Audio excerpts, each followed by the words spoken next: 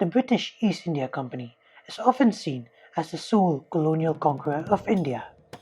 But what many may not realize is that before the EIC ever fought against Indian kings and princes, they fought a series of brutal wars against other European trading powers like the French, the Dutch, and the Portuguese. These wars were an extension of wars fought by the British in their own continent thousands of kilometers away. It must, however, be noted that the early wars were fought mainly by private corporations. These continent-spanning wars were mainly fought around the Bay of Bengal, which was, at the time, the wealthiest areas of India, which had natural ports where large sea vessels could dock. One of these wars that stand out from history are the Carnatic Wars, fought between the British East India Company and the French East India Company. These were a series of wars that would determine the future rulers of the Indian subcontinent. First, we must understand the nature of the East India Company and the French East India Company and why they were in India and why they needed to fight. In the days before capitalism and before the advent of fiat currency, the dominant system was mercantilism. It was based on the principle that the world's wealth was static, and consequently, many European nations attempted to accumulate the largest possible share of that wealth by maximizing their exports and by limiting their imports via tariffs.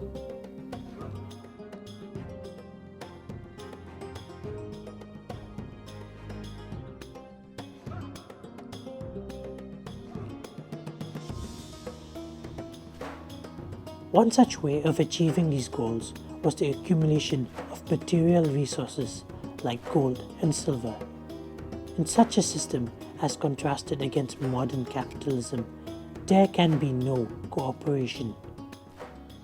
The competitive nature of mercantilism was such that private companies would frequently make use of private military force either through their home government or through the use of private armies.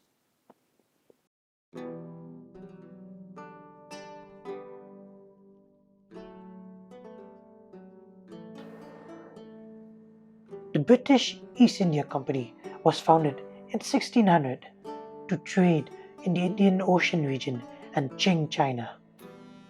The EIC was a private endeavor formed by English businessmen who pooled their resources together and was chartered by the Queen Elizabeth I. The profits made from trade was such that it attracted a large number of investors and employees seeking to make their fortunes. The employees of the British East India Company were very motivated and highly competent. They were extremely loyal to the company, as its flourishing meant they would flourish, while its hardships would mean their hardships.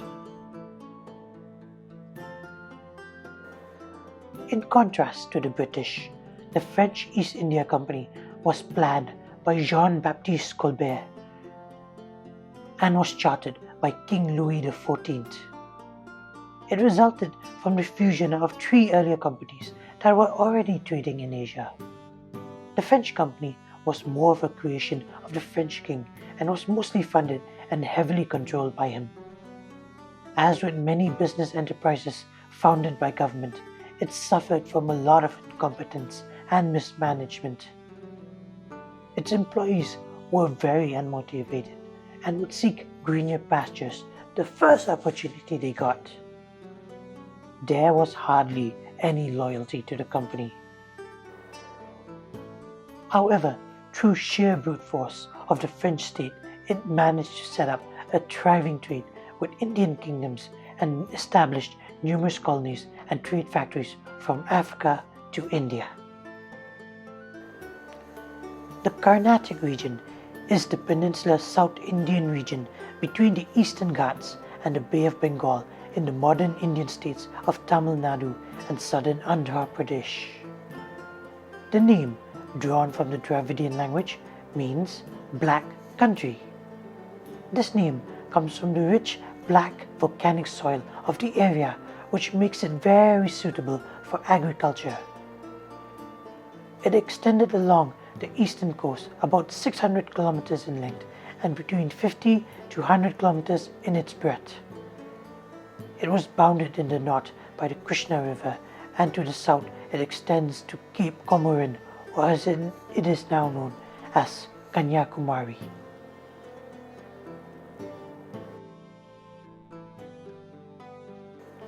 Prior to the start of the First Carnatic War, the chief settlement of the French in the Carnatic was Pondicherry, while the British settled in Madras, north of them.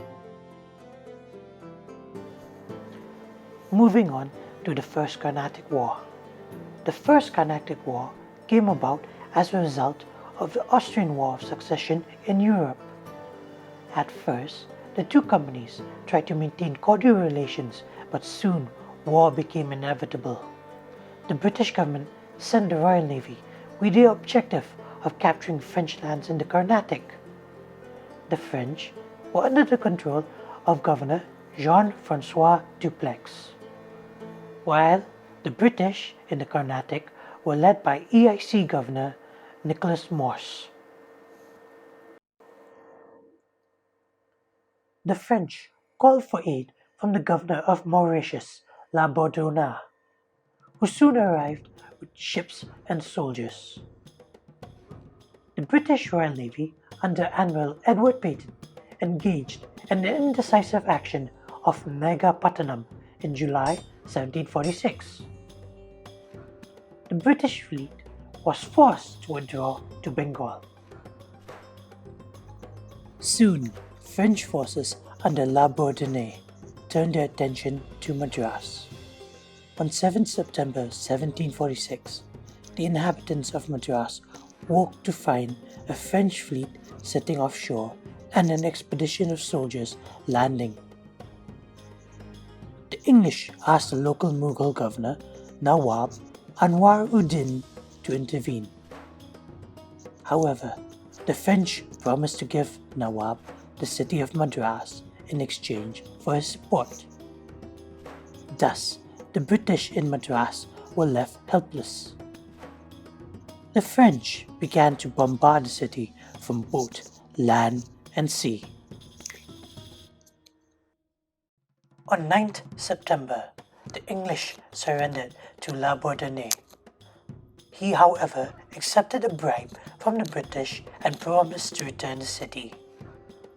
Dupleix, on finding out, was furious and rescinded the deal. A storm also caused La Bourdonnais to retreat back to Pondicherry, and he ended up losing a number of ships. Dupleix also reneged on the deal he had previously made with Anwar-ud-Din. Anwar-ud-Din, in turn, sent his own army to attack the French. However, they were defeated in the Battle of St. Thomas, or Adiyar. It was one of the first battles in which a European power defeated an Indian one. The French were composed nearly entirely of infantry. They defeated an army of Mughal cavalry, showing the superiority of European tactics. As the French locked up the British soldiers and civilians and started looting the city, a group of company employees, led by Robert Clive, led a daring escape dressed as local Indians.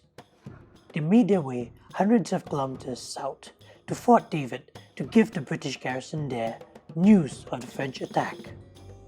This would not be the last time this man's brilliance would emerge in India. Thanks to Robert Clive, the British managed to call for reinforcements to the fort. Thus, when the French launched several attacks on the fort, they were able to hold out, and eventually the French withdrew. The British soon counterattacked and besieged Pondicherry, but the arrival of the monsoon forced all hostilities to end. The Austrian War of Succession also came to an end, and thus hostilities ceased, for the time being at least. The Treaty of Aix-la-Chapelle returned Madras to the British in exchange for the fortress of Louisbourg in North America. But the doors for future conflict were left open.